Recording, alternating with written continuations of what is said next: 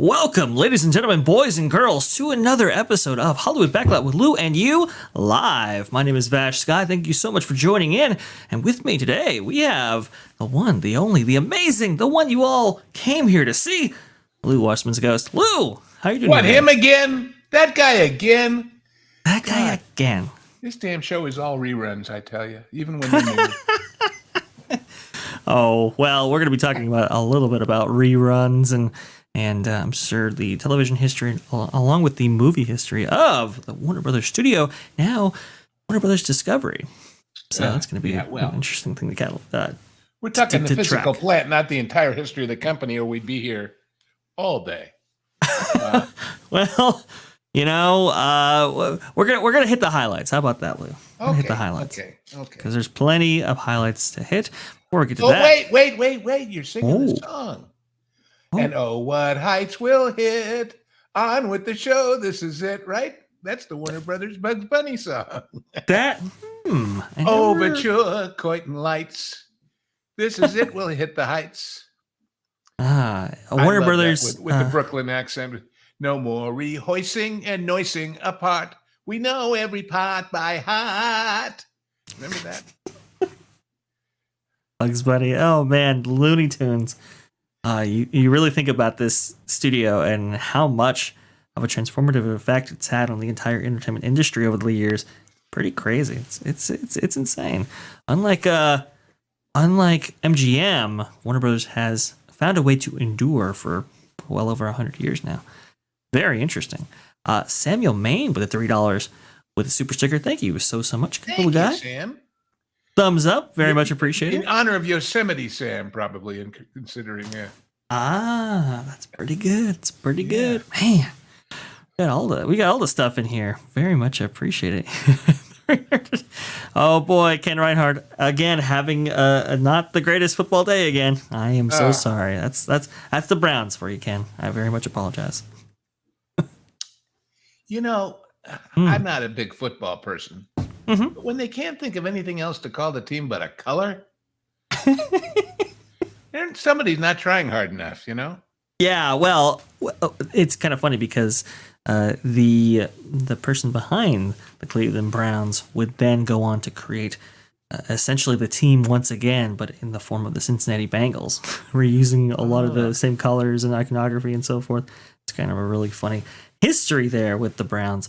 But we're going to be talking about something else that comes out of Ohio, and that is Warner Brothers itself. Very interesting. Oh, yeah. I mean, if you track the history of Warner Brothers long enough, you'll go back to the actual Warner Brothers, who interestingly came out enough, of Poland, actually, but that's another story altogether. Well, yeah, they changed their name in order to kind of hide their Polish ancestry, which is very interesting. Less about hiding that and about inspiring people to think all American when they thought of the company. So, yeah, there you go. That's a fair point. No, Ron, I am not in a hotel. I'm actually at the compound, so an undisclosed location. The escarpment. Tarzan's going to swing through any minute. But, Yes. I'm just in a different room because there's some stuff going on. So always something going on at the escarpment. Always something. Compound. Always something. Absolutely. But it's interesting because the brother. Vash. This is where the set should pull apart behind you and reveal that you're really on a soundstage at Warner Brothers. Oh man! But we didn't have the budget, so here we are. Shoot. And that's the interesting thing, Lou. A lot of the Warner Brothers didn't have the budget either. And they were scrapping to get by there in the early 1900s.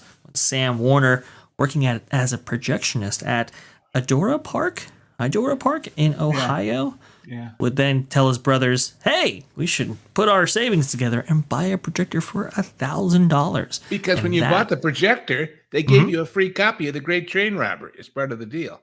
Ooh. So you had something to show. But of course, it also built a relationship with the distributor, and that was the method to their madness. So, wow, I did not know that. That's pretty cool. Yeah. But they would take that projector on the road in various parts of Ohio and nearby Pittsburgh, Pennsylvania, showing it in like coal miner towns, showing it to the people of the working class at that time in that area of the country, and essentially that's how the business kind of started. They wouldn't have, I think, their own theater until a couple of years later. Well, and even then, when they got their own theaters, they had one that was 2 theaters with a penny arcade in between. That was kind of interesting. That's when they realized where the real money was, and that was in distribution, and that they really had to start making movies. Originally, they were very happy to be exhibitors, but yeah, they said, "Gee, I'm paying them, and the people are paying me. What if I cut out the middleman?" So there you go. Right? It's kind of like today when you have Netflix.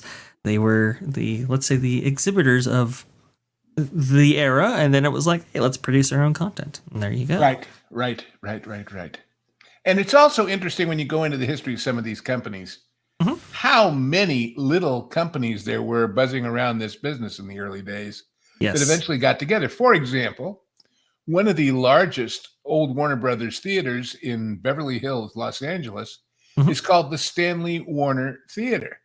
And when I first saw that as a kid, I thought, oh, wait, I know about Harry and I know about Jack. They didn't have a brother named Stanley. No, they didn't.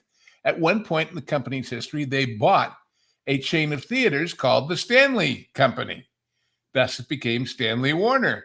Because Mr. Stanley apparently had an ego, and part of his deal for selling it to them was that they had to keep his name on the building. Those are obviously newer ones, but yeah, there you go. Boy, I say it. This is not rehearsed, folks. He's just good. There you go. Stanley Warner Theater. I try Also, you will often see classic Warner Brothers movies that start off as a Warner First National movie.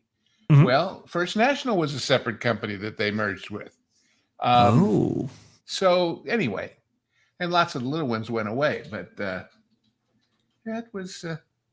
how 20th Century and Fox got together.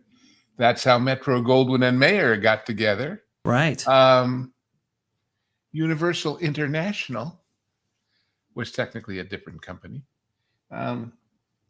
Basically, everything consolidated in this business. The bigger it got, the more it made sense for everything to become a few big players rather than a bunch of little bitty ones. Yeah, because you're looking at a very highly competitive market, especially when it's being established.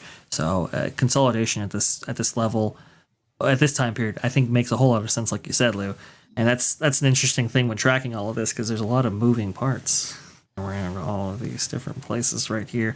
In fact, if we go back to that Warner Brothers photo there, it's interesting because Sam and Jack would go over to Hollywood around this time, around 1915, 1918, somewhere around there.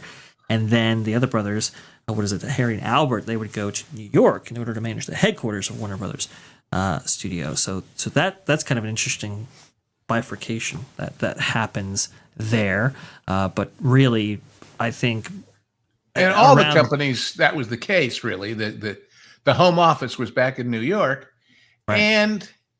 it's remember, we're talking about a time when a transcontinental phone call you had to book and line up, and getting from one to the other by plane was difficult and take time, and train even longer. So there wasn't the instant communication network that they all have now. You had to take your best guess and explain it to the boys afterwards why you did that stupid thing they don't like that you did already. Cause of a lot of friction. Yes, I could imagine actually that. But they wound up in Burbank, and you had that wonderful overhead shot of what exists today, which is nothing like what existed back then.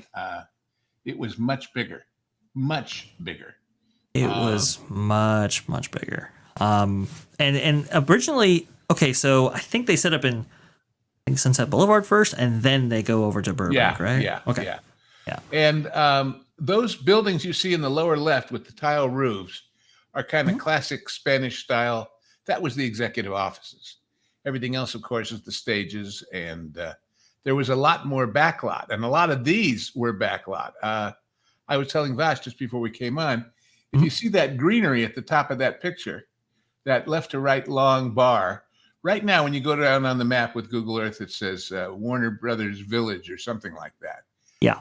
The Western Street was there. And it was a pretty famous and big Western Street. And also there in the part on the left, it's denser woods. The original Fantasy Island house was Lucky Baldwin's house out in the park out in Arcadia near across the street, really, from Santa Anita Racetrack. But they built a copy of it here so they wouldn't have to keep going out there for every episode. And the Waltons' house was in that woods. So those of you who were Waltons fans, that's where Waltons Mountain was. And if we can go down and around, we can show them a very famous building everybody knows. Everybody knows that they won't really think of as being right about where that, well, no, go into the backlot stuff behind the stages. Mm-hmm. Yeah. Okay, now, rotate. Not something that's nice to say in some instances, but keep rotating and keep rotating and keep rotating and keep rotating. And there it is. Anybody notice something? What? Stop. Mm-hmm. Zoom in to the right by those stages. Up, dead center, and up.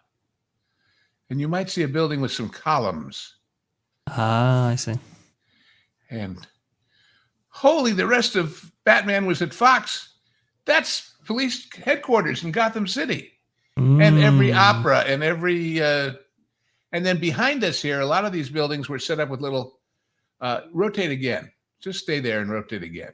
Mm-hmm. See all those? See how that one, see how that one has like a little courtyard in the middle of it? Sure. That was used as embassies all the time in movies. I think one of the, seems to me one of the Mission Impossible uses that as an embassy.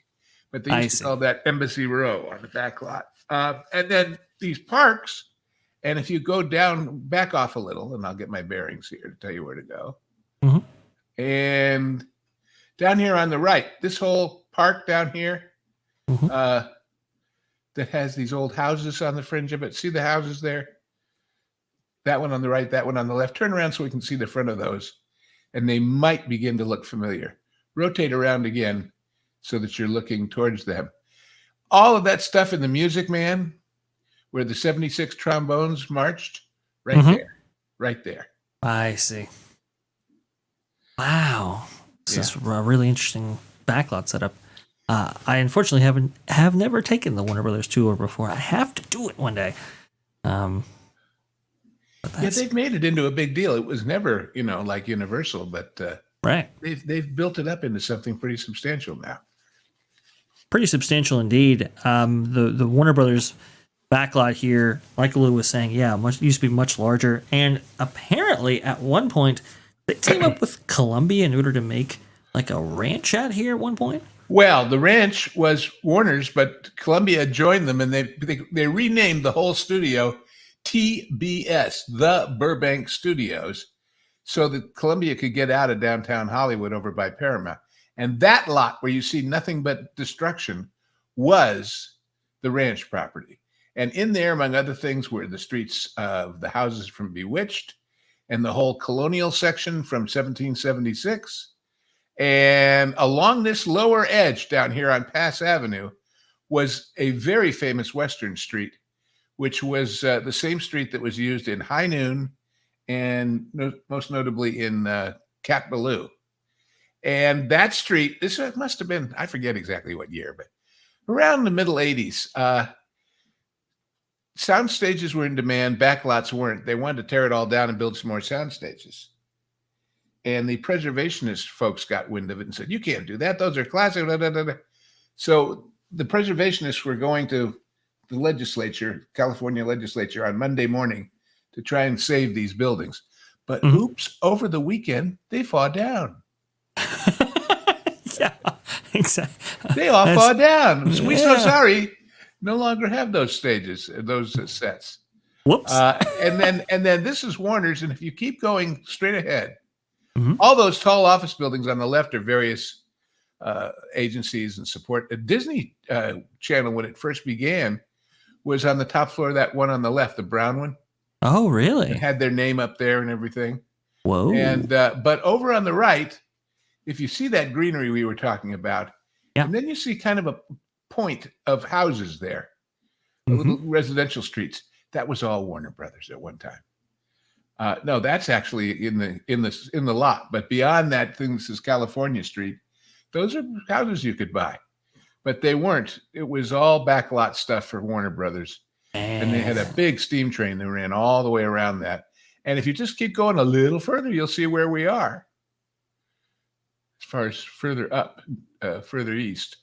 When that point goes away, look what's on the left-hand side. Well, look at that. It's a little company, just a little old thing called Walt Disney. You know, the you Walt sound Disney like when you say a Studios. little old thing.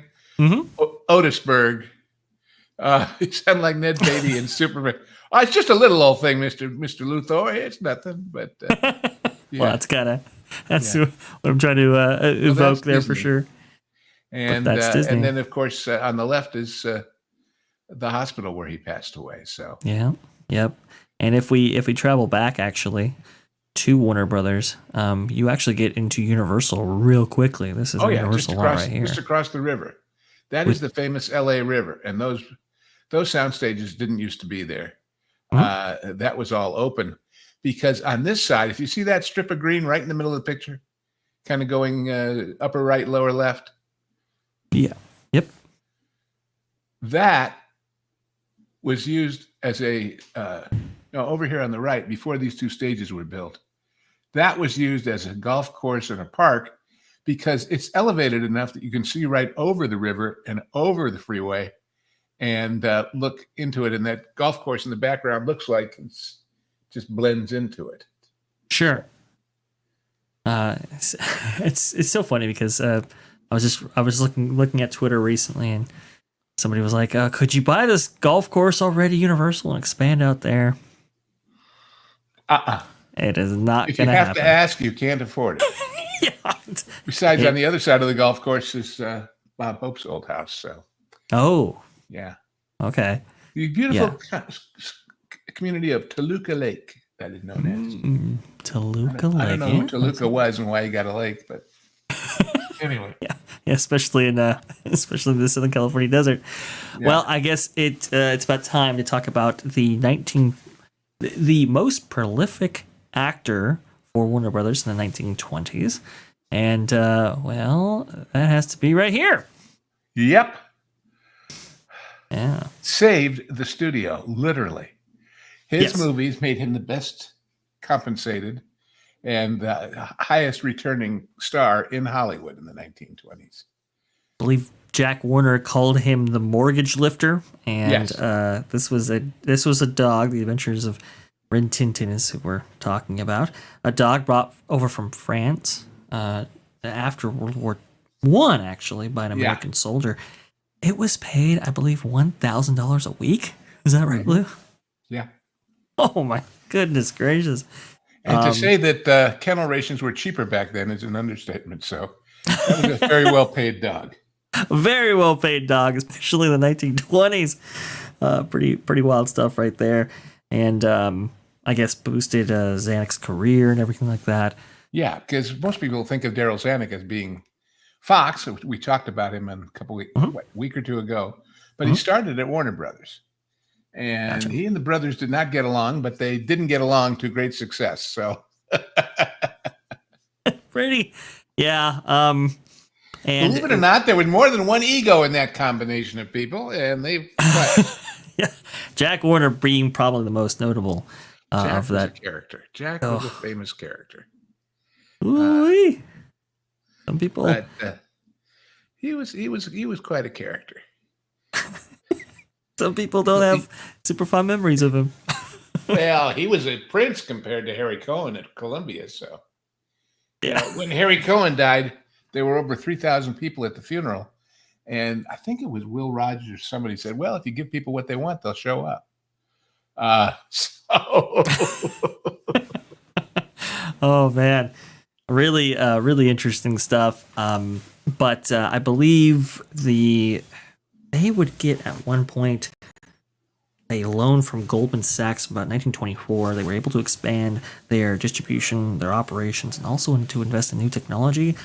And that kind of paved the way for, I think, their biggest success of the era, which was Jazz Singer. Yeah, yeah. Now, they had done sound movies before this, but not with synced dialogue. This was the big move. The others just had music and sound effects.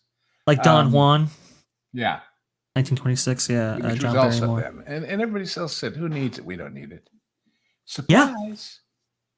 Yeah. By the way, you see there May McAvoy, Warner Oland, later got famous playing Charlie Chan with Asian makeup. He was really Swedish. Wow. And you'll see him in all the old Charlie Chan movies. So this was a huge success for the studio. Like Lou said, they had done some synchronized sound stuff, but never with dialogue. This was really the first talkie for Warner Brothers. I believe it was either Sam or it was Jack who said, who'd ever want to listen to an actor talk? It was an actual quote right there. I get paid to do it. The audiences won't pay us. But anyway.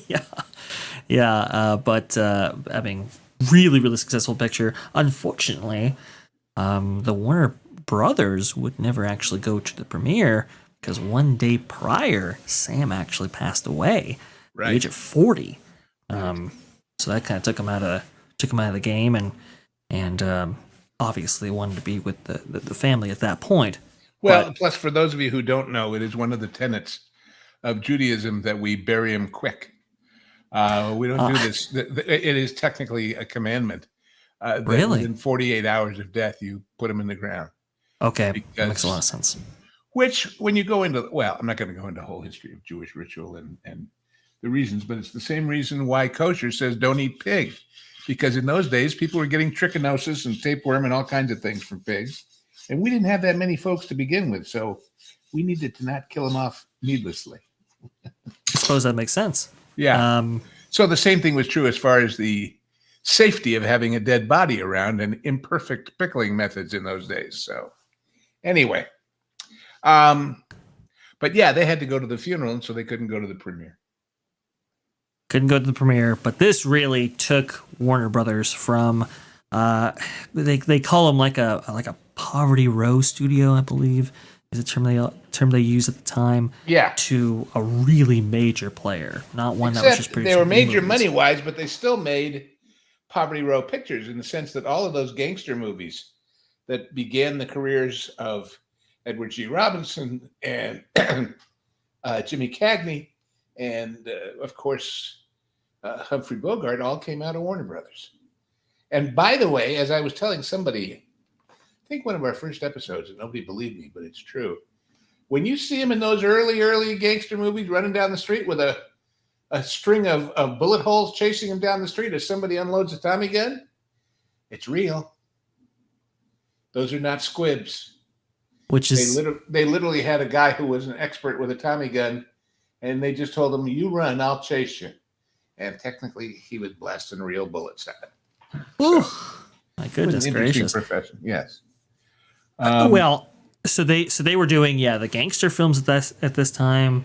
They would also get to musicals starting in the 1930s. Yeah, all the Busby Berkeley pictures with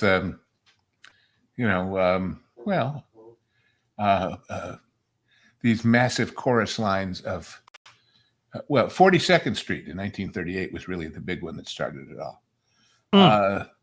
Where they would go. In fact, I was laughing because as you know, Vash, the genre guys later tonight are recording a couple of pictures, and one of the pictures is the second Indiana Jones movie.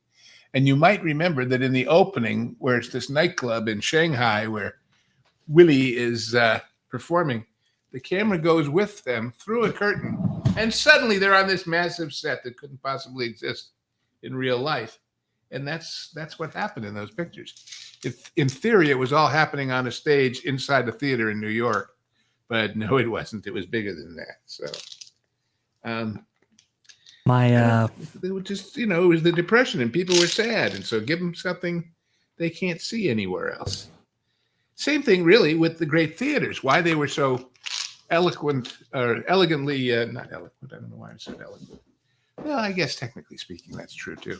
But the decor of them and the gold leaf and the pillars and the columns was to give people something they couldn't see in their dreary real lives of being broken on the soup line. So for a nickel, there you were. Anyway. Yeah. And we've talked about the kind of the golden age theaters before. They were, I mean, this is why they call them movie palaces, right? I mean, they were just absolute incredible works of art. Among the great ones, I think the best were in LA because the movie business was in LA and therefore there was some money in LA to build them with. So there you go. Of course, some of them were takeovers from when they were vaudeville houses, but still, yeah, they were pretty special. And they still are. A lot of them are still around to be enjoyed. Absolutely. Just incredible stuff. Yeah, I love the history of old Hollywood around this time. It's really fantastic. Before we get to the next era, however, we got to go ahead and give thanks to somebody who has donated to us. Thank you so much, MH, with the, I thought this was South African Rand. It's not South African Rand, it's Saudi Rial. 1999. Thank you so much, MH, for this. Does Shamrock Holdings offices still there close to Warner Studios a lot? It used to be. I don't have any idea nowadays. Everything changes. Everything. When I started looking at pictures like this one, the last time I was doing a show there, which was, 80s, 90s, 2000s, a good third of that was backlot, not buildings. And now it's all gone. So it is crazy how much this has changed. And when Lou was talking about it before the show, we were getting prepared for it. It was kind of astounding to go over places that were either vacant lots, parking lots, have stuff built onto them, or places where they've taken the same fronts but put them on thinner backgrounds so they can put an office behind them. Look, just north, or not north, but in this picture's directions north, it's actually east of the tile roofs. Look at that section in there. Yeah. Now go a little further. Now go up and see that long, narrow, thin sliver of a building up there? Yeah, that was it. To the right. Move your cursor to the other right. Okay, there. Right there. See that thin ribbon and no, to the left. There. Well, anyway, beyond all the tram roofs there. Gotcha. Okay. That street has been in a million commercials. That is the street they use whenever they're doing one of these people dancing down a New York street or cars crashing and it's an ad for something. But those buildings that hold the fronts used to be 30, 40 feet wider and had stuff in them. Now they've shrunk them to make more room for the lot behind it and for storing other things. But that's what they call Brownstone Street. And gotcha. Okay. Anyway, if you go down in there, you can kind of see how it looks from inside. Yeah, gotcha. Okay. Getting a sense here. Wow. I see. I'm only familiar with the Universal kind of downtown New York type streets. Well, the New York stuff is really beyond over there where where Gotham was. Gotcha. Okay. But anyway. This is all interesting because the Wonderous lot has actually become a little bit notable in the news recently with what Elon's big press conference held there, debuting the Robo-Van and the robots that he has. Very interesting stuff. And apparently these are the trams that are used for the tour. If you go look at their page, you'll see they're more like oversized golf carts than they are buses. Gotcha. Not like the big industrial vehicles from Universal. Right. These are not. Of course, they don't have the hills Universal has to deal with too. So. Oh, that's a good point. But thank you so much, MH, for the 1999. Very much appreciated there. Also, too, we have a super chat from Scott Westbrook. Well, super sticker to be more precise, $5 with a little fox saying "Good job, thumbs up." Well, do appreciate it, Scott. And an even better job to you. Thank you so much for that. That is absolutely incredible. No. Yeah, Ken, you got to get away from the TV, Ken. Just get away. It's the factory of sadness, Ken. That's why we call it the factory of sadness. The factory of sadness. Yes. You ever heard that associated with the Cleveland Browns? No. It's accurate. It's an accurate description, I must say. No. Been very good to me. So here, there's a picture of one of those trams. Oh, where'd you send it? I just put it in the chat here for us. Put it in the chat. StreamYard over there. Give me just a second. I'll get it right up on the screen. Oh, yeah, they are kind of like golf carts. Yeah, kind of swoopy golf carty things, yes. Yeah. See? And obviously, cool, though. Anywhere near as many people as the Universal ones do. Yeah, and this is, this is a little bit further in the. That is the very street I was pointing out to you, the Brownstone Warner Brothers Street. That's the Teak intersection at the back there that you can see. Gotcha. Anyway, that makes a lot of sense. Anyway, well, it's interesting because there we are going to cover like the establishment of their own experiences division that's going to handle their studio tours now. Warner Brothers has kind of had it's back and forth with theme parks. It's really interesting. Well, but we'll get to that soon. You have to remember, compared to Universal, they don't have anywhere near as much dirt. Sure. So for a tour, you need more than the lot to tour. You need the place to put the trams and the place to put the backstage stuff and the right. So all fair points. Which is why they pulled the amphitheater out to put in Hogwarts in Hollywood, and why they're putting that new roller coaster on the side of a hill rather than on flat land, because there ain't none, or at least not as interesting. Indeed. It's obviously there's only so much land available to you in Southern California, so just like Disneyland over there in Anaheim. Yeah, it's a big. Plus, it's more expensive if you even could buy some more. So right. But speaking about expense, talking about the 1930s, 1940s of Warner Brothers. This is an interesting time period because they started with musicals. They were a little bit expensive. They then pivoted and started up relationships with a new era of stars around this time period, and so. These are just a few kind of scattered throughout, but Warner Brothers was kind of introducing people like James Cagney, Olivia D. Havilland. I'm laughing at the other stories. Every major dragon in Middle Earth ranked. That's pretty damn funny. It's Collider. This is what they do.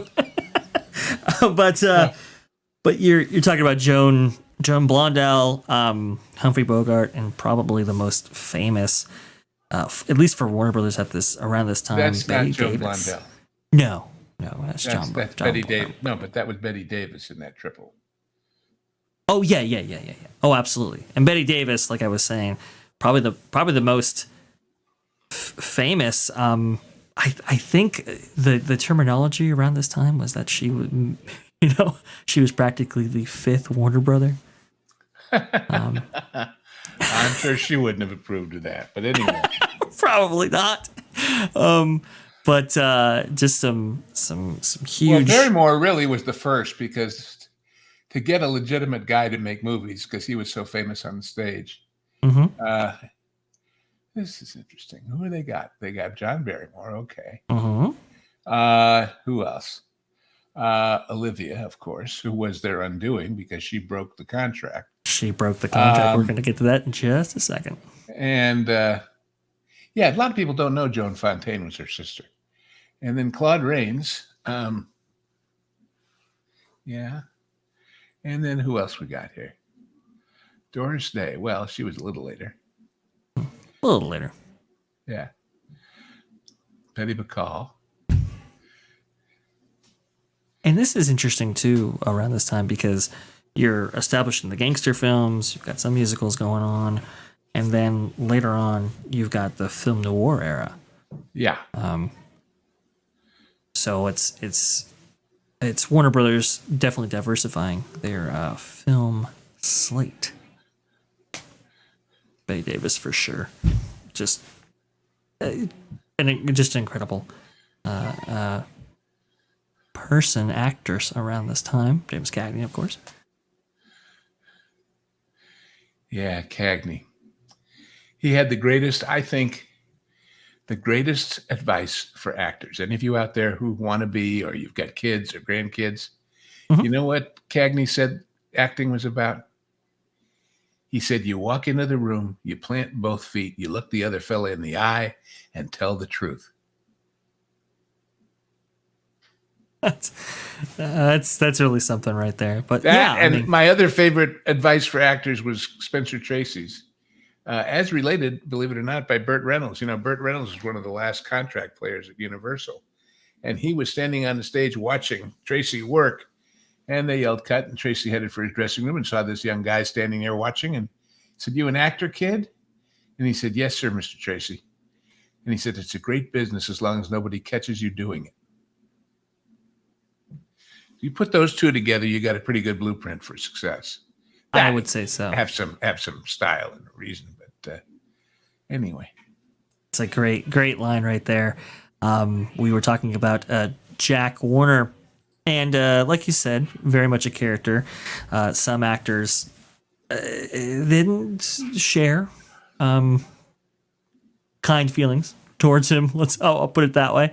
Well, and there were some contract disputes around this time. No, really? In Hollywood? No. Have to. So in September of 1946. There'd be a month-long strike, which is kind of similar to the animator strike in a weird way that Disney contended with in 1941, in that there was a lot of allegations thrown around of the influence of the Red Scare there. I'm looking at the various comments. Nobody went to the theater to watch. Of course they did, in New York and L.A. and a few other places. And actors didn't talk loudly. They projected so they could be heard. And those theaters were built with pretty good acoustics. So, And then, let's see. Hi, Nita. Esther Williams was MGM. And they built stages with swimming pools underneath the floor. So, which is really, really interesting. But Betty Davis would then sue in order to get out of her contract, or however she did it in the English courts, right? Yeah, and Olivia really is the one that broke it. I thought I explained that last time, but just for a quick recap for those who may not. When they signed you to a contract in Hollywood as an actor or other things, usually it was for 7 years. And basically you made X number of dollars per week, just like the butcher, the baker, the candlestick maker. It might go up over those 7 years, but you had to work on whatever they wanted you to work on. And if you said, I don't want to do that one, I don't think it's good for my career, or I don't like the part, or I don't like who you want me to work with, you could refuse. But if you refuse, you technically were on what's called suspension, which meant A, they didn't pay you that weekly salary, which obviously, as opposed to getting $1 million a picture nowadays and saving it, getting paid so much a week, even if it's several thousand, if it gets shut off, it's a bad thing for your lifestyle.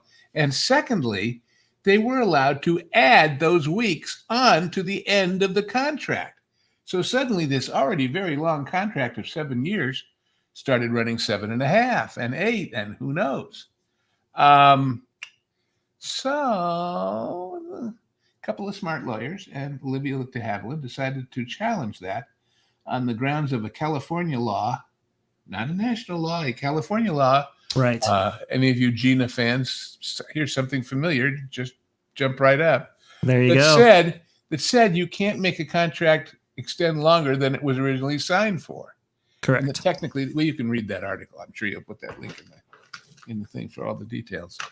But suddenly, if they couldn't do that, they had a problem. So Yeah, I'll go ahead and link that article right there in the chat if you want to know more about this specific instance. I mean, Loop, I think, broke it down pretty well, but I believe in March of 1944, I believe Olivia talks about getting a telegram and saying that, hey, you won your court case.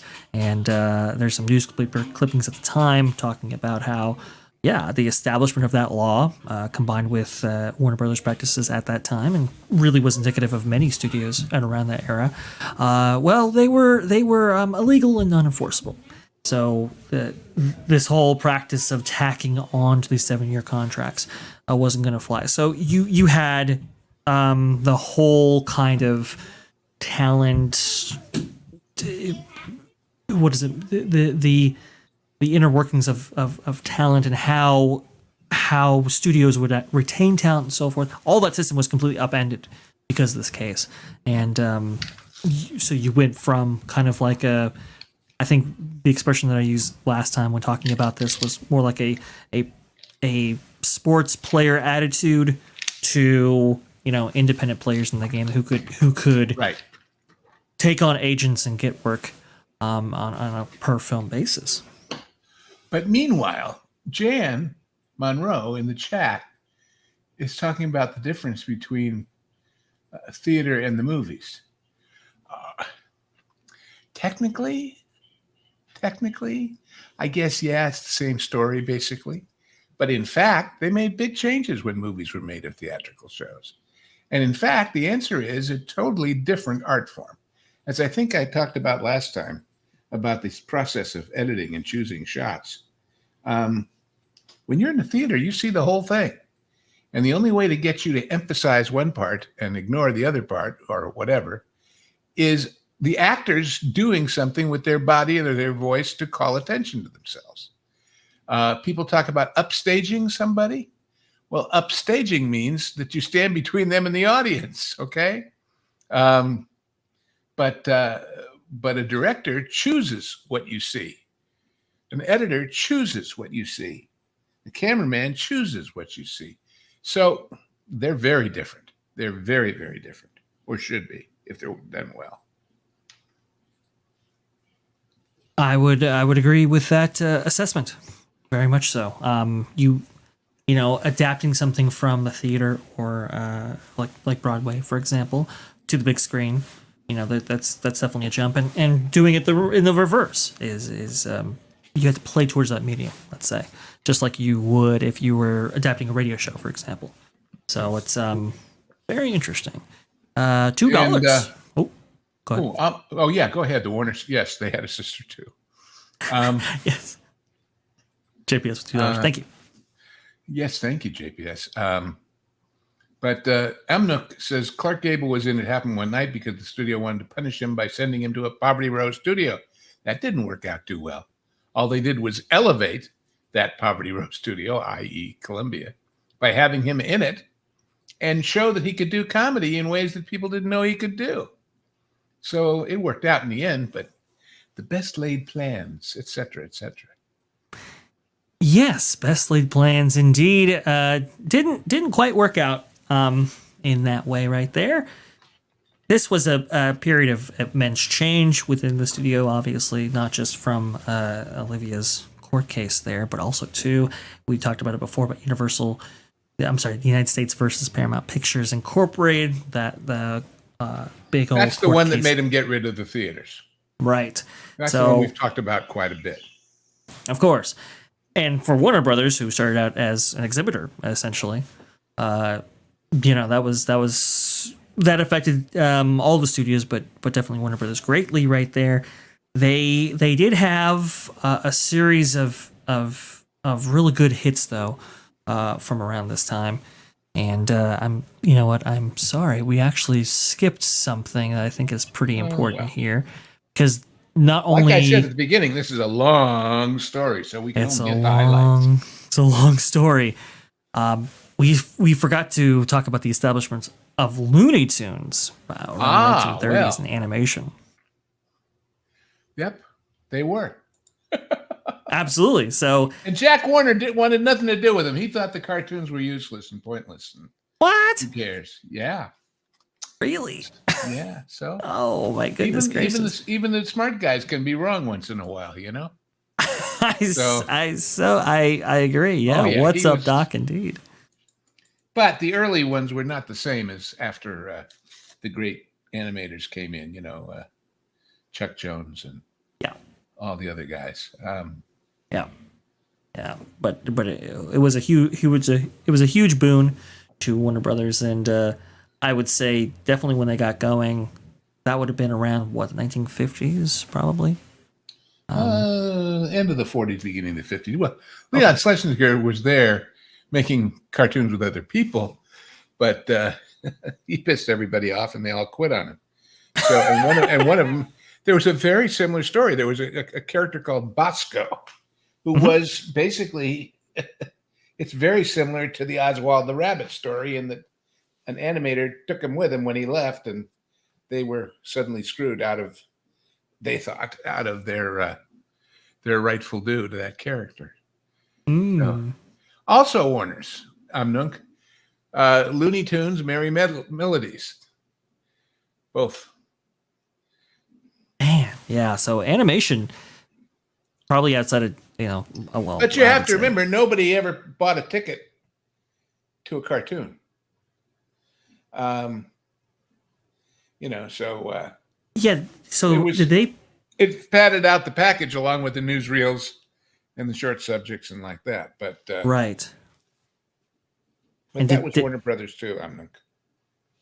Did they ever place cartoons in front of major films? Oh, sure. All of them. Okay. Oh, yeah. Yeah. So, but the Looney Tunes characters they were super popular. And outside of Disney, they're probably the most prolific movie studio to have an animation. You could say at certain points that they were more, because they were more accessible, I mean, thanks largely to Mel Blanc, I think, but I agree with that. Bugs and the rest were they were mentions, they were guys from the neighborhood. So anyway, they were very relatable. The humor was a lot more, I would say, crass, right? No, I wouldn't say that. It was earthy, but I don't think crass is the word for it. But anyway, that's a fair point. Okay, I'll go with that. Anyway, but they were never the thing on the marquee, is what I'm trying to say, Josh. Right. It was always Bogart, and by the way, Bugs Bunny cartoon. So it rounded out the evening's presentation. You have to remember, guys, that in these days back in the 40s and the 30s, when they were making a zillion pictures a year, people were going to the movies a couple times a week. There was no television. So you had to have something different, to get people to keep coming back. And yeah. The cartoons to some degree. And there was no television news, so you had the newsreels. Warner's, right after the war, bought Pathé, for example, which had been a big newsreel company, but based out of Italy and France until the war shut them down. So anyway.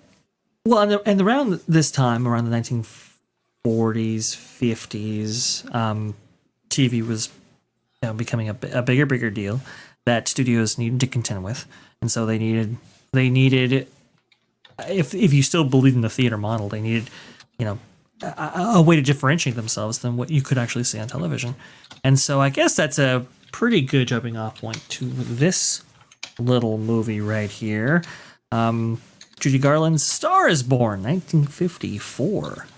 I picked out this specific production here because I think it's got a very interesting history in that it went way over budget. They had to reshoot entire scenes because they had filmed them on, I guess, Warner's version of CinemaScope, like WarnerScope. If I'm not mistaken. It was CinemaScope. It was licensed from CinemaScope.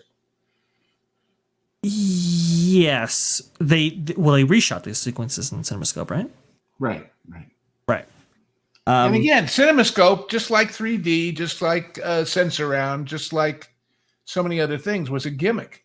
It was, we've got it, nobody else has got it. Come see it here, rather than staying home and watching television at the beginning. Exactly. Brought it right back around there a little bit. Perfect. it's a way to distinguish it from television, which was a 4:3 format And there. then it got ludicrous later. Mhm.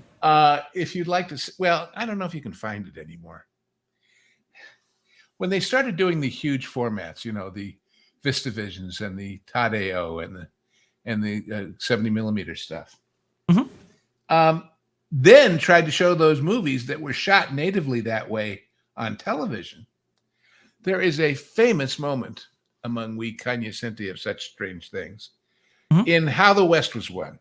Mhm. You might remember, if you remember How the West Was Won, there's this huge scene of a cattle stampede with Richard Widmark and George Peppard, I think it is, standing in the middle of all these cows, racing through the set and all around them. And the original framing of that big wide screen was they're having dialogue. And one's on the left side of the screen and one's on the right side of the screen. And the cows are running between them.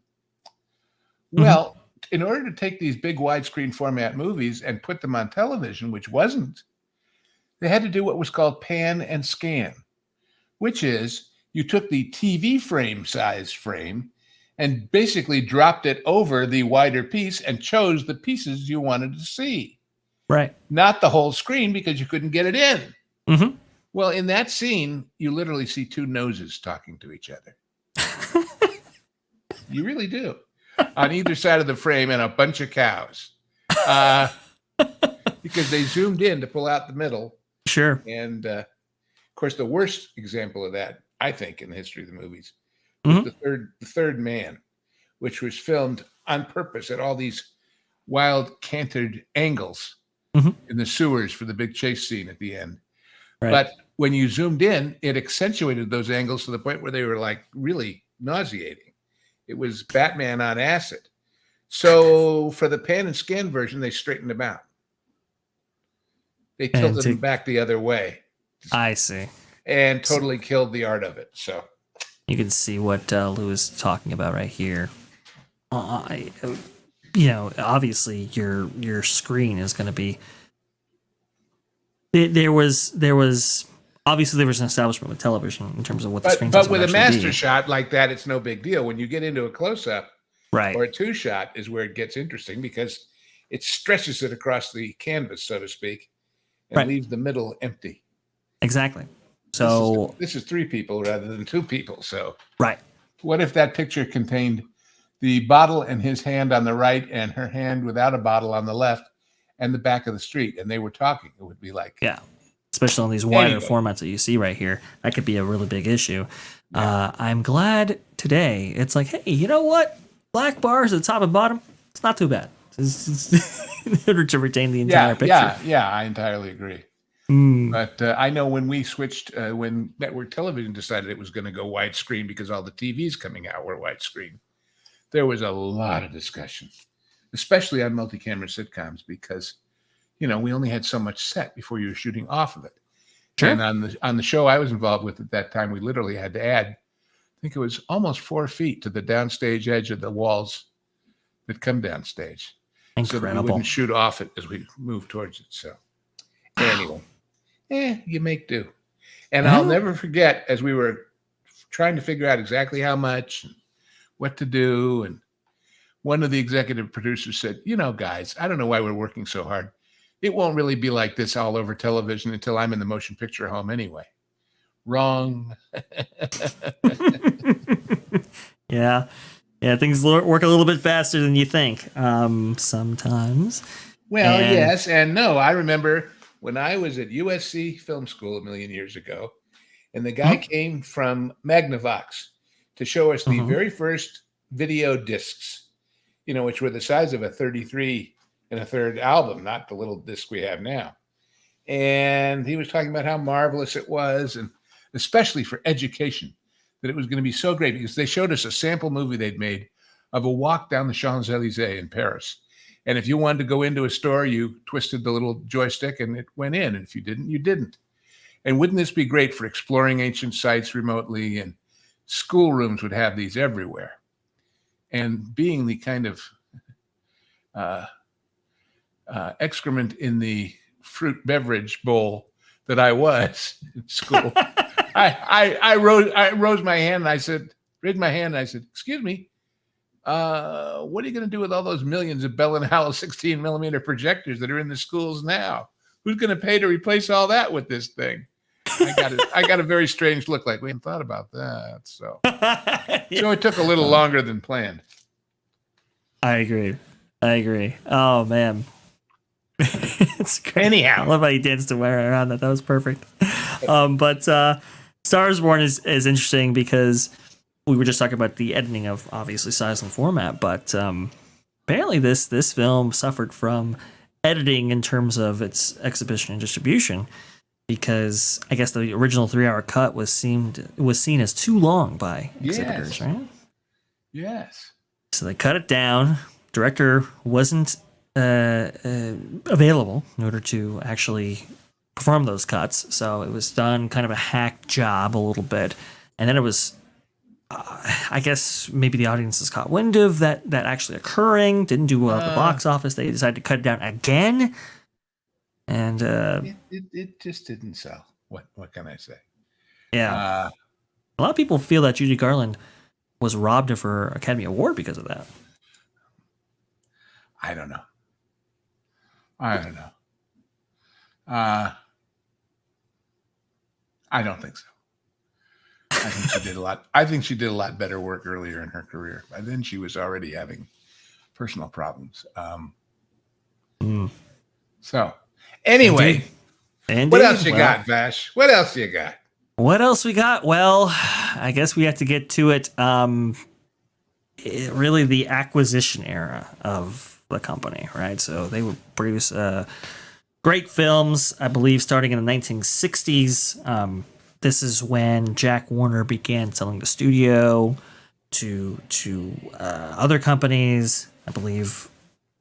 So one of those sales, he technically sold it to somebody else, but he had a private deal with them to put him back in charge. Right. I was just about to get to that. Yeah, there was like a third party that he was associated with. I think the other brothers, not Jack, but was it Albert, Harry, all that. They were like, okay, we're going to sell the business. We're going to sell the studio. And then he basically bought it. They got their money, you know. They did. But they didn't get their brother out of the game. So it's a check. But that's just, that's just Hollywood being Hollywood. What can I say? So that occurred in about 1956, which is bizarre. But yeah, 1964, My Fair Lady came out. I believe it was Jack's last picture that he was associated with. Got him the Oscar for Best Picture. Then in 66, started selling off a piece to the studio. I believe Elliot. Go ahead. When you say his last picture, his last as head of the studio, but independently through the studio, I think 1776 was his last hurrah. Okay. The musical about the founding of America, which is a great picture, by the way. Anyway, but then they got into television, and they were hugely successful in television, especially with Westerns. Golly, they had so many Westerns. That's that whole street that I mentioned that went away. Actually, 2 of them. But big shows. I mean, it was Warner's for Westerns. It really was. And then later, we could do this all day, and we are, obviously. But it's a fascinating place, like they all are. The physical plant is still there to remind us, although it's been changed considerably, as I mentioned. And who knows what the next era will bring? I kind of feel like we could repeat that there were strange doings in the House of Warner for any period in history. It was Hollywood, and it was a studio. So, did we get any questions this week from anybody? By the way, I meant to ask you. So we did get a couple. However, I kind of want to save them for our next show, only because the Warner Brothers stuff, there's a lot of ground to cover. I told you when we started this would be endless. It's interesting endless, but it's endless. because It is endless. But we have a whole other side to get to. All right, go ahead. I'm here. We're gonna do it. We're gonna do it. Probably the most notable thing that would happen again outside of their amazing success with their films, with westerns, like you said, television, all that. Time merges with Warner Brothers,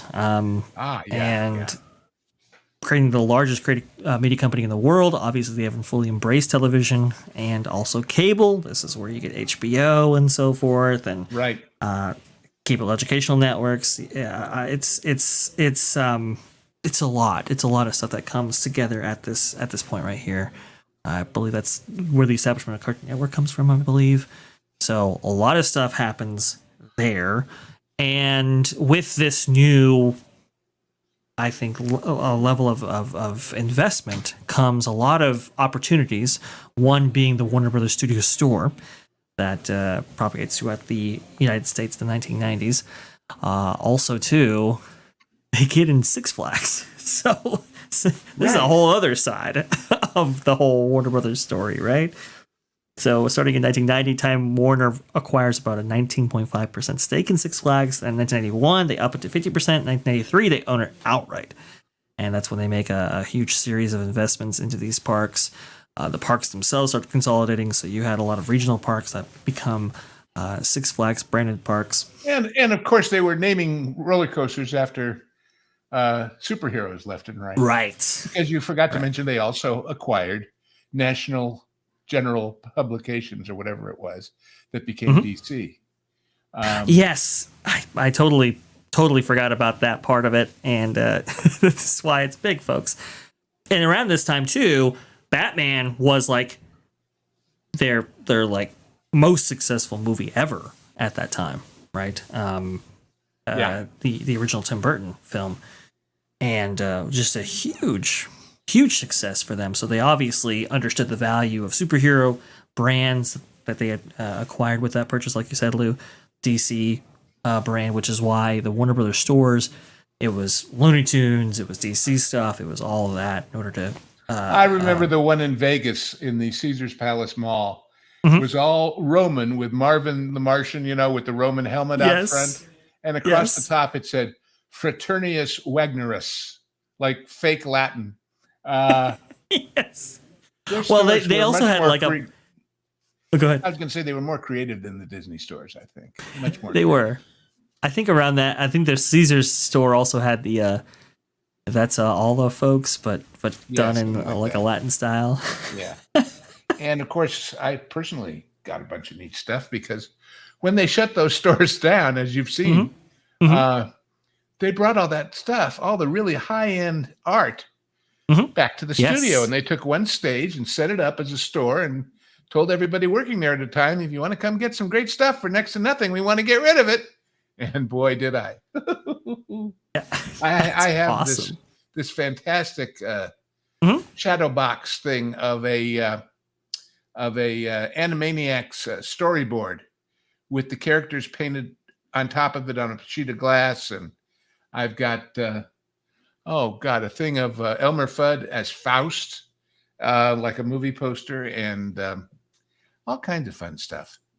They had really high-end, classy, not one of a kind, but very limited edition Warner's character-based artwork. And of course, at the studio, they had a store too. But yes, I got a lot of stuff there too. But it's crazy. The studio stores, like you said, they obviously sold mugs and hats, T-shirts, all of that. But their consumer product really did range from stuff that was like real memorabilia almost, or stuff that you couldn't really find anywhere else. So the studio stores were highly successful for them, especially at that time in brick and mortar retail right there. Very, very good. And I think that's why also too they were looking to invest in Six Flags in order to elongate their tail there when it came to the consumer merch. products. Yeah. Unfortunately, though, it didn't quite work out. 2 years after they fully acquired Six Flags, they were looking to get rid of it. Time Warner sold 51% of Six Flags to an investment group led by Boston Ventures. 1998, Premier Parks, an Oklahoma-based real estate firm and theme park chain, bought Six Flags theme parks for $1.86 billion. Premiere would eventually own all of Six Flags around 2000. So it didn't really work out. No, I think the people at Warner Brothers, I could be Mm-hmm. wrong. Mm-hmm. I think they underestimated the maintenance requirements. Yes. They underestimated how much it cost to keep all those parks running, especially since they were coaster heavy as far as what they offered. And you had to continually invest in them year after year, right? Yeah. And so especially in the major markets, where even if they had competition from local, kiddie parks, the major markets demanded a new coaster every year or two. Of course. And that ain't cheap. Not cheap. You're spending anywhere between $5 to $20 million in some cases for these new coasters. So yeah, I just don't think they understood it was a long-term business venture, one that you have to mature slowly. Speaking of the marketing, as a member of the audience, as a consumer, it was always confusing to me that a Batman coaster at one park was totally different from a Batman coaster at another park. In other words, they didn't have a continuity of the brand. They didn't build the same coaster in 4 places and call them all Batman. So it got very confusing. But Six Flags did retain the theme park rights to both the Looney Tunes and DC brands that Time Warner brought with them. So, and that relationship still lives on today, which is very, very interesting. And now we hear about a Warner Brothers Discovery launching their own experiences division. We talked about the studio tours before, but part of this is to handle some of those brands and the IP and so forth that are still under the Six Flags brand. Harry Potter studio thing over in England too. Mm-hmm. And then for a while they had a park. Is it still there in Australia? No, but yes, they did. So. Yep, they did for a little bit, and Disney was thinking about getting an Australian. I suppose that's why. Australia didn't have any land available with a camp next door. And we know Disney insists on having a nice camping experience next door. A place where you can concentrate. Anyway, so a place where everybody knows your name and number. Yes. And social credit score. Oh, boy. We're going to get in trouble here. Speaking of getting in trouble, though, Time Warner would get in big trouble when they merged with AOL. So around this time period, around the 2000s, this was the biggest... I still believe it's the biggest deal in terms of just raw monetary merger power. I mean, we were talking about what $200 billion that were tied to all this. This coming from the valuation at the time of AOL, which was valued at around $200 billion.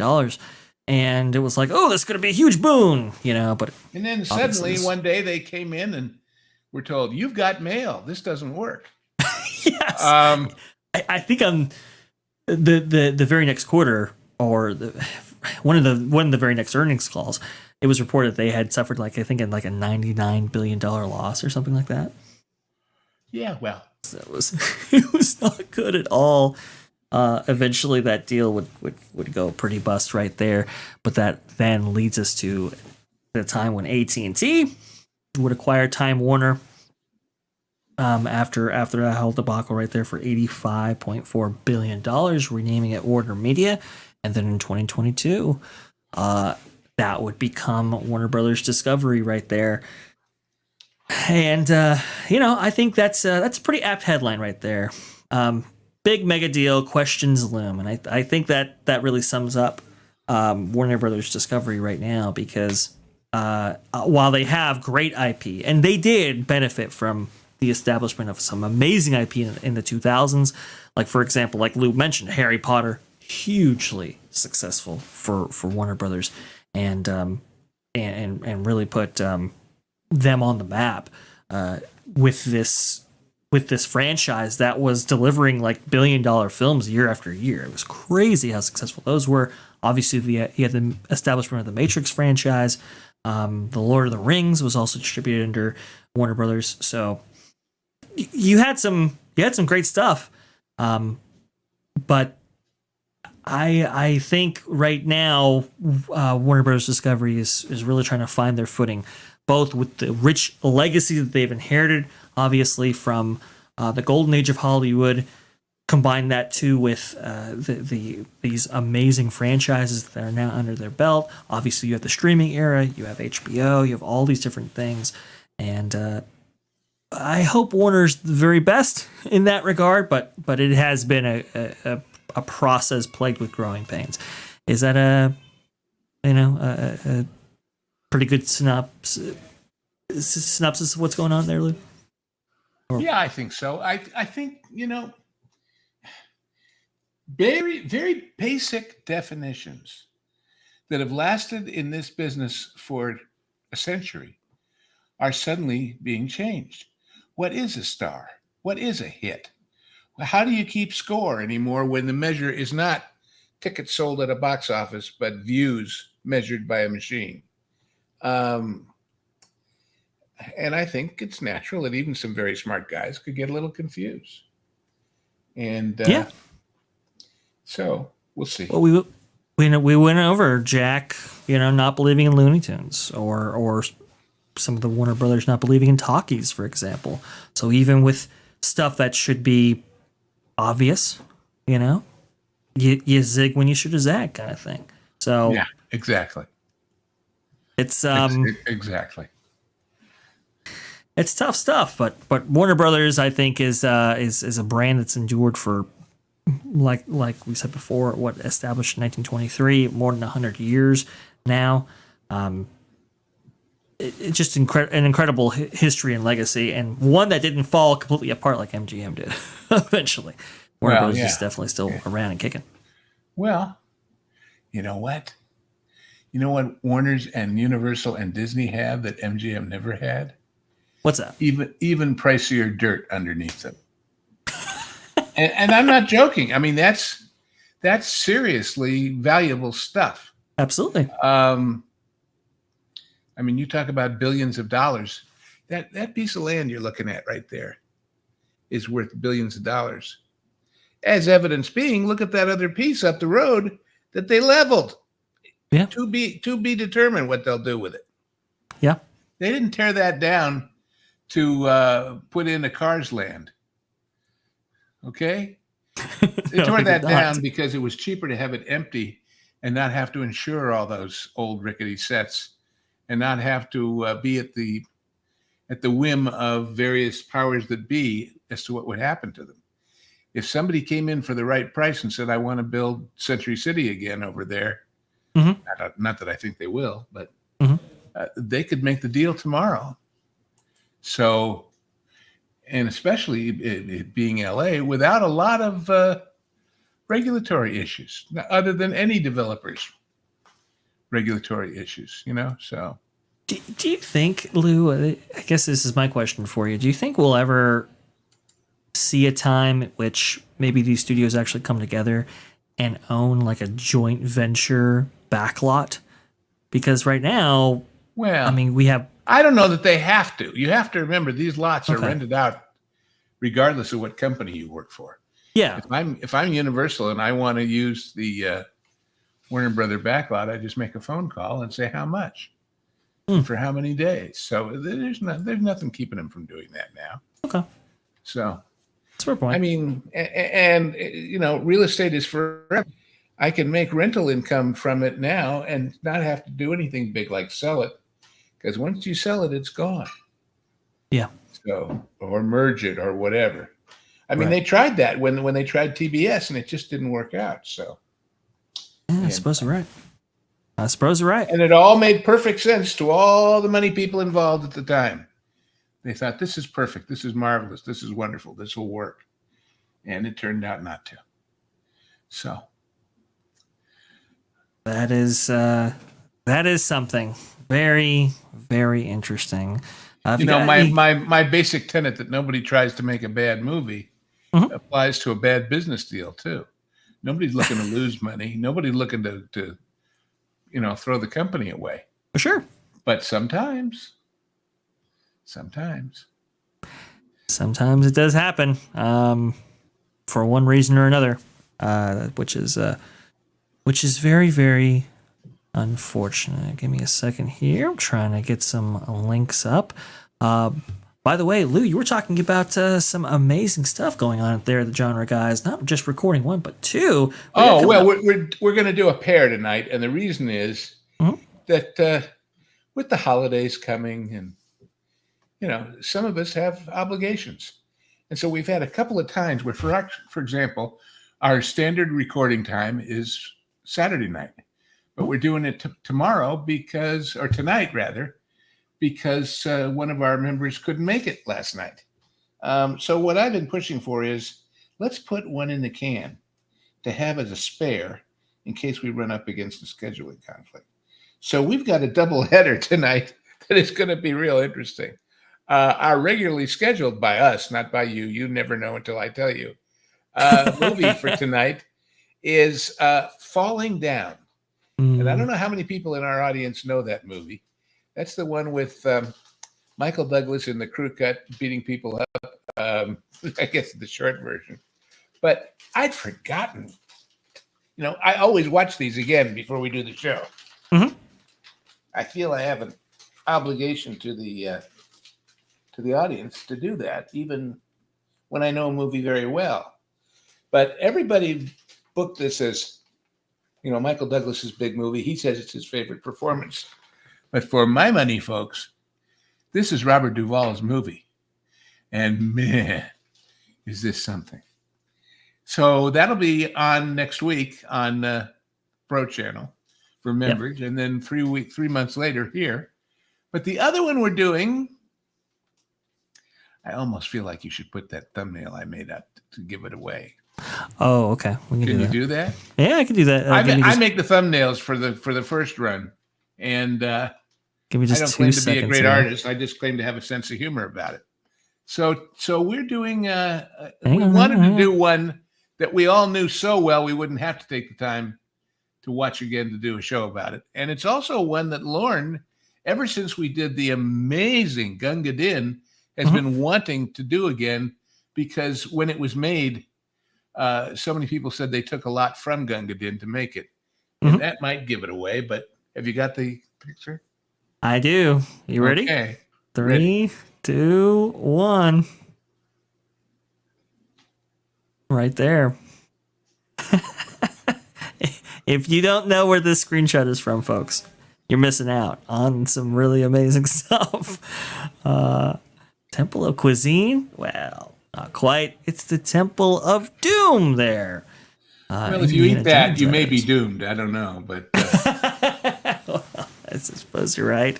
That was a really interesting. I know Steven Spielberg and the crew, they talk about it being very interesting to film. And I guess somebody in the chat is asking if I have a contact to reach me at. The answer is no. I love you, but no. If you want to send something to the official thing for this show, I'll see it eventually. Yep. But I'm not trying to get famous anymore, guys. I'm really not. Nothing personal. I just what I do here is about the limit of what I can do. So TWCC406, feel free to email. Feel free to email t3ponline@yahoo.com right there. Eventually I have to give you the email, the login there, Lou. Right now I'm figuring it out myself, but that might be appropriate in the future. So please go ahead. But yeah, so this one, I know you guys are going to get into it tonight, but I know this one has been heavily criticized for being dark and so forth. It's funny. I remember all of that furor that, oh God, why is it so violent and nasty and children are being tortured? And when I saw the movie, I thought, it's a melodrama, big deal. I thought, quite frankly, as a melodrama pure and simple, it was a little beneath Spielberg's talents to use them on that. That was my opinion at the time. Now I watched it, and God, it's horribly nasty, awful, terrible. I guess I'm older, but it's still, it's a fun movie. It's nothing like the one before and the one after, but then they made a stinker recently too, so I guess they're entitled.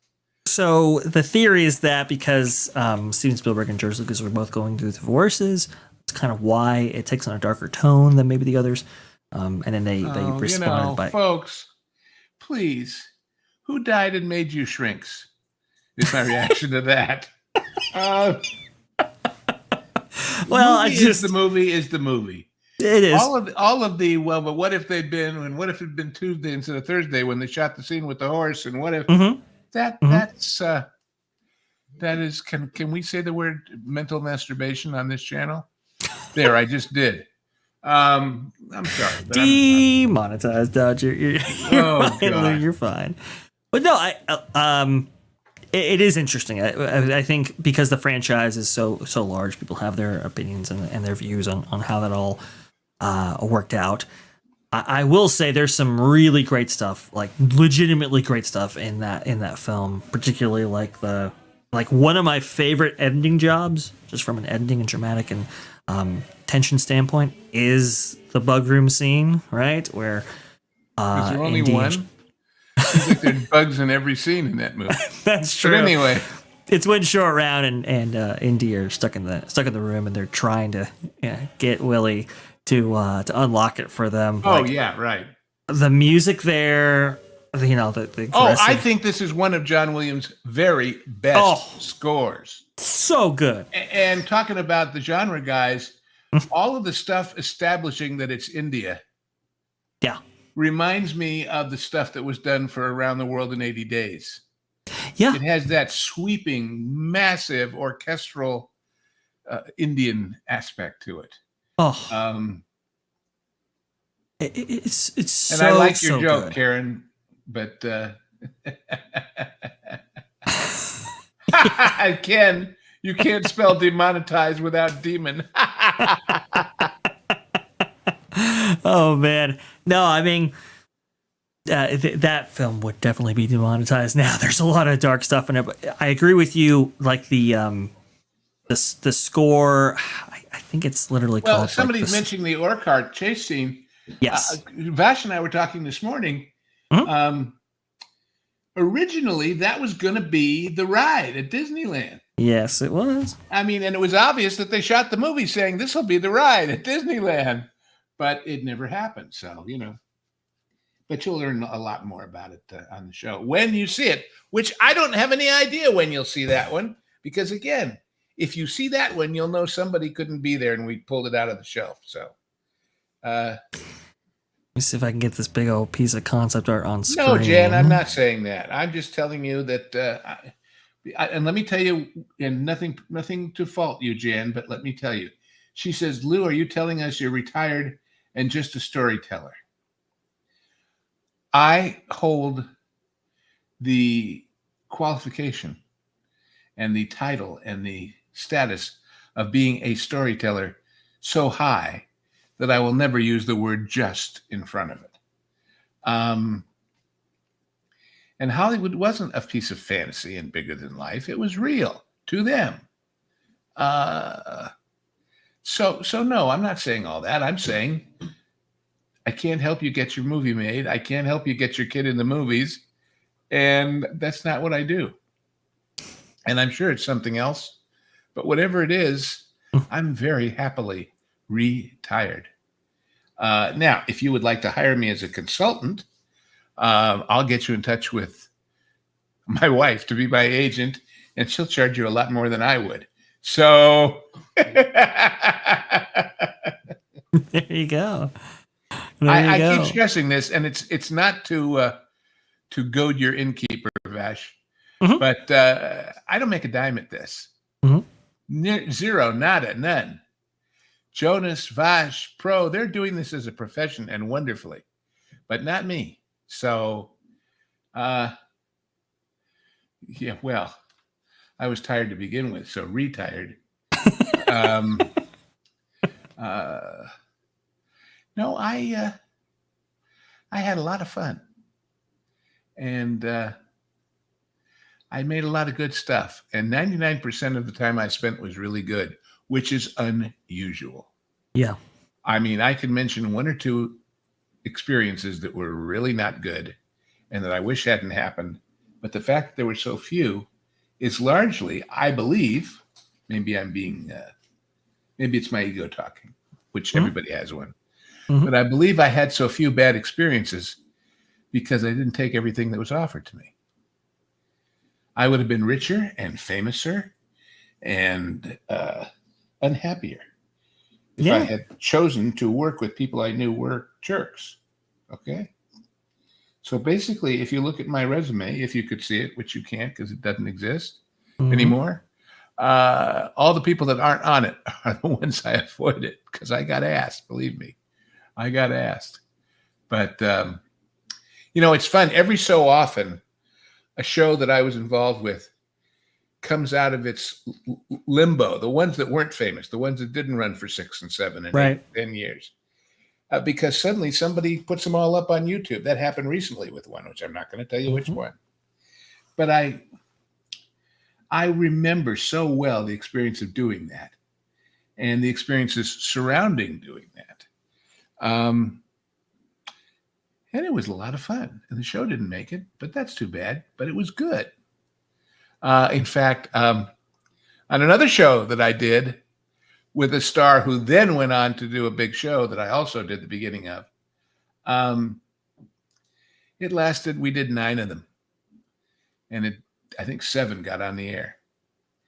And at the wrap party, the star in question, who you'd all know, gave everybody a T-shirt with a logo of the show, but with the main character crucified, literally, on the T-shirt, and one one 4-word motto.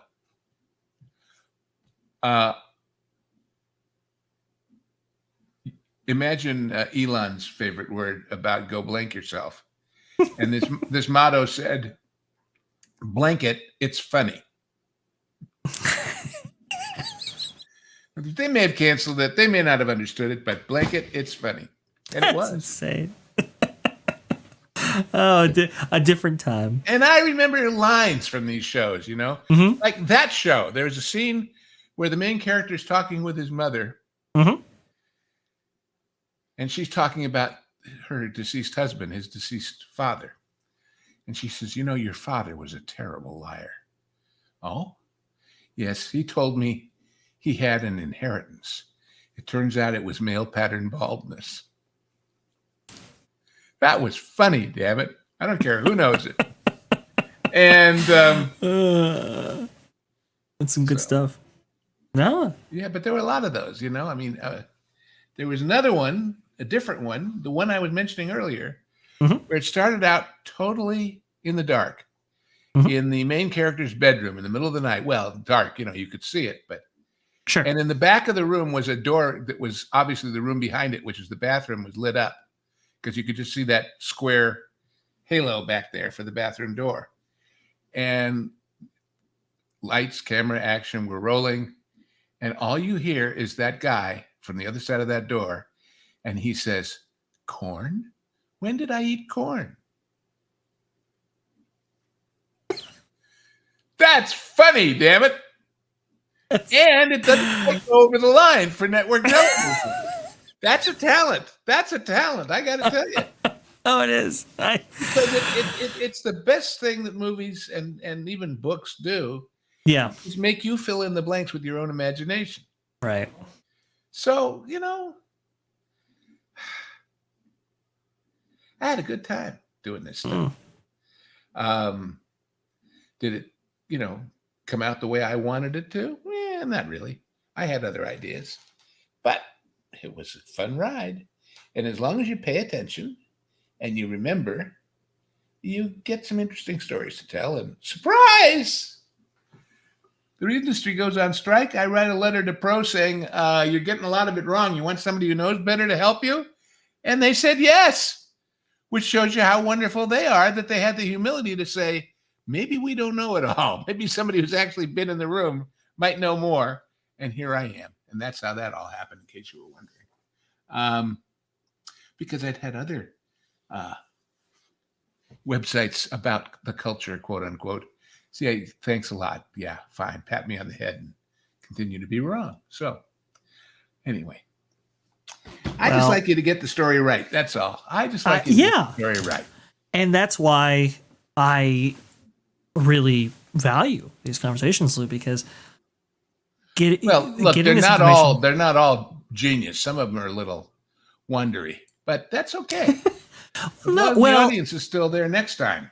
Don't any of you run away and there's things I know nothing about. See, Anouk is talking about the Patriots and Brady, and I have no idea. I have no idea. I admit it freely. Not a football guy. Well, so that's okay. Everybody, there's so many good things out there, entertainment-wise, in movies and TV and sports and streaming, books, plays, that you can find what you like and then pursue it. But you got to be looking. You can't just expect them to drop it in your lap. So, Well, this is, you see, anything you might not know, Lou, this is where I come in right here, because if you're looking at the Patriots Bears Super Bowl 20 right there, that was the 85 Bears, and the Bears ramped the score on the Patriots. Walter Payton did not get a touchdown, though, which is a source of contention even today. Also, too, Ken Reihart with $2. Thank you so much. You two were better than the Browns game. No W. Yeah, that's a good super chat right there, Ken. Very much appreciate it. Like Lou was saying, though, with the Indiana Jones Adventure that would open in March of 1995, you can see right here the original intent was to have an Orcar mine chase sequence like you saw in Temple of Doom, along with a Jeep adventure. You see right there. Also, too, the Jungle Cruise would have gone through this, and the Railroad would have gone through this whole thing. Huge adventure. I think the Railroad would have been a bridge too far. I think it would have suddenly come off looking like the gold mine at Knott's, with the train. Yeah. As indeed the little piece of Splash did, and I guess Tiana does. Yeah. I don't know. Yeah. I could see that. But they wanted to throw the whole thing in here plus the kitchen sink. And unfortunately, the Imagineers did not get that budget. It makes you wonder, though, Vash. Did they ever expect to get it, or did they throw everything in to intentionally give the bosses something to cut? Oh, that's an interesting idea. Because that gets done a lot in the business. Absolutely. Yeah. Ask for the world, and because it's a very contentious relationship we have with our peers. Sure. As most of you know, because I've mentioned it to death, the Directors Guild is directors, assistant directors, unit production managers, location managers. And, when the director comes to the production manager and says, I want 50 extras, and the production manager has to say, no, I got the budget for 20. Right. We'll get fat people. They'll look like more. Yeah. I guess you have to understand that the director gets the right to choose or reject whoever they want as the production managers and the assistant directors. So it's very hard when your job depends on the guy liking you to be in the role where you basically have to tell him no all day long. So there's all these dynamics of the way the jobs work. Because there's a lot of people who think that production managers and ADs should not be below the line labor because they're technically management. Production manager, what's hard to figure out about that? It's a manager. So anyway, it's just a strange business, that's all. It is not analogous to, there's no business like show business. It's like no business I know. That's such a great line. And so true and powerful indeed. I want to go ahead and give a programming note before rounding off the show here. Guys, yes, I did have one planned for this weekend. Unfortunately, could not get to it in time, so we'll just have to postpone episode 26 for this upcoming weekend here. What is episode 26? Buckaroo Banzai. Oh, goody. On So the other hand, I could say, so what? Big deal. Which is the last line of the movie. Right. I really wanted to make sure that we did that one properly, so that one will have to wait just a little bit. But don't worry, folks, it's coming right around the corner. And worth waiting for. So And I think in so. the meanwhile, watch Roller Coaster again. But, Could absolutely watch Roller Coaster again. Lou has some great stuff coming on the genre guys, like you just heard from him. Falling Down, that's going to be an incredible show. So if you want to see that show as soon as it's released, make sure you're a WW Pro member there, and you'll get access to it. And somewhere in the can is going to be Indiana Jones and Temple of Doom. So stay a member and see if you can catch that one as soon as it is released. For this channel right here, make sure you subscribe, because after 90 days of being on the Pro channel, well, they come here in the form of produced episodes for the channel and our free. And Vash adds a lot to them, folks. He really does. He has become quite an editor in his anecdotage with me. I do appreciate it. Thank you. Yes, we try to add a ton of stuff that because of its recording nature just couldn't be included in the actual show itself. So we do try to give you more here. Also, too, Hollywood Backlot with Lou and you. This show will be staying on Sundays at 2 p.m. Eastern. And thank you so much for coming and seeing the show. T3PO Live will eventually be moving, but for now, it is going to be staying in its Tuesday 2:30 p.m. slot there. So make sure to join us, because we have to go over so much news that's been happening in the theme park space. A lot of it with Epic Universe, but a lot of Disney as well. Lou, I don't know if you've heard, but Universal just confirmed that a few more monsters are going to be making their way into the Dark Universe land. Yep. Let me see if I can actually bring. Well, let me see if I can bring it up here, because to tease the audience with all of our Epic Universe coverage, I thought this was an interesting thing that I ran across here. Let me see. Do I have it? Well, I know one of the ones that we had been theorizing was Creature from the Black Lagoon. Right. That was confirmed to be in Dark Universe, which is awesome. And let me see about the other one. I was just imagining they could do a story time with Crush with the Black Lagoon guy.